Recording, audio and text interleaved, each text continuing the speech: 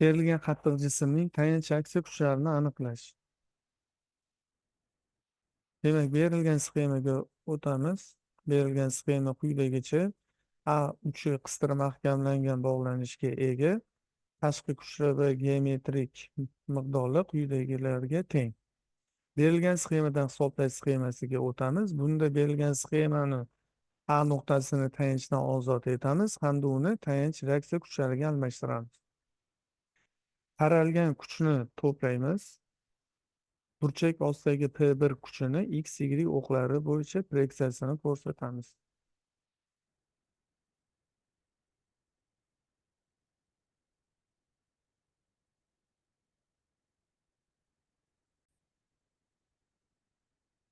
Demak, berilgan taralgan yukni to'playmiz.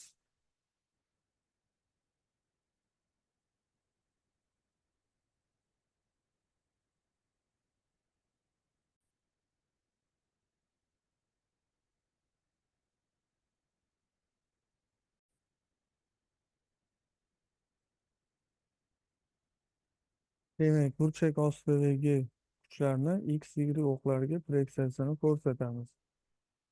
Boshlanish nuqtasidan X o'qiga proyeksiya tushirsak, bu X o'qini boshlanishi bo'ladi.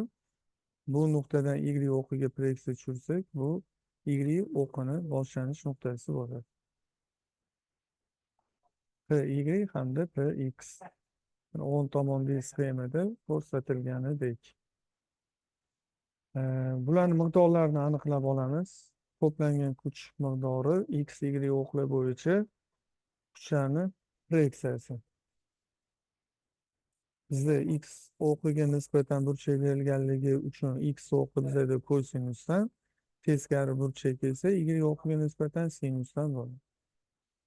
Berilgan burchak 60 gradus, kosinus bu yerda 60 gradus. Miqdori 1/2 ga teng.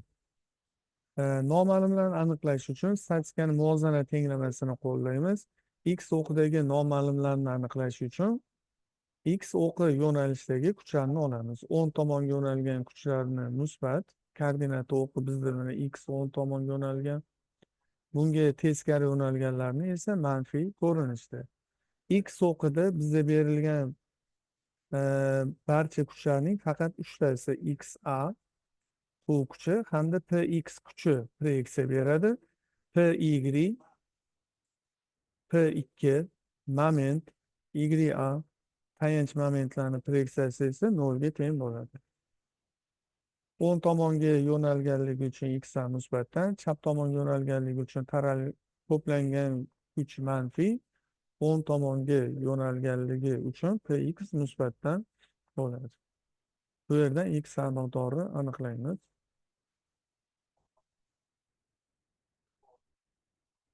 Q minus Px 12 kilonewton. So'ngra Y o'qiga proyeksiyalaymiz. Bunda endi Y yo'nalishidagi kuchlarga qaraymiz. Y yo'nalish bo'yicha YA, P2 kuchi hamda PY kuchlari. YA musbatdan, P2 hamda PY kuchlari manfiydan. Bu yerdan YA miqdorini qidiramiz. Noma'lum tayanch momentni aniqlash uchun esa endi ixtiyoriy nuqtani tanlaymiz. Bu yerda A nuqtani tanlash qulayroq. Chunki bu yerda X A hamda Y A kuchlari kesishadi. Bu noma'lum kuchlari yelkasi 0 bo'lganligi sababli ko'paytmasi 0 ga aylanib, momentda bularni olmaymiz. A nuqtaga nisbatan birinchi kuch to'plangan kuch sol yelkasi yo'nalish bo'yicha ishorasi musbatdan. Yani birinchi noma'lum tayanch momenti o'zi sol yelkasiga qarshi musbatdan, so'ngra sol yelkasiga teskari ishorasi minusdan, yelkasi esa A taqsim 2 masofaga teng to'plangan kuch sol yelkasiga qarshi bo'lganligi sababli musbatdan juft kuch A nuqtaga nisbatan sol yelkasi yo'nalishi bo'yicha aylangani uchun manfiydan P2, yelkasi esa P2 ni ta'sir o'qini o'tkazamiz va A nuqtadan unga perpendikulyar masofani tushiramiz. Bu masofa P2 kuchining yelkasi bo'ladi. Bu masofa Bga teng. Ko'paytiruv B uni yelkasi. Keyingi kuch PY A nuqtaga nisbatan sol yelkasi yo'nalish bo'yicha uni ham ishorasi musbatdan. Yelkasi esa A nuqtadan bunga nisbatan perpendikulyar tushiramiz. Bu masofa bizda B qo'shilgan S'ga teng. Keyingi kuch Px A nuqtaga nisbatan jismni sol yelkasiga teskari aylantiradi. Shu sababli ishorasi musbatdan, yelkasi esa P kuchini ta'sir o'qini o'tkazamiz hamda A nuqtadan unga perpendikulyar tushirsak, mana bu perpendikulyar masofa A ga tenglanadi. Ko'paytiruv A P2 yelkasi hisoblanadi. Bu yerdan MA ni aniqlaymiz. Bu yerda noma'lum MA.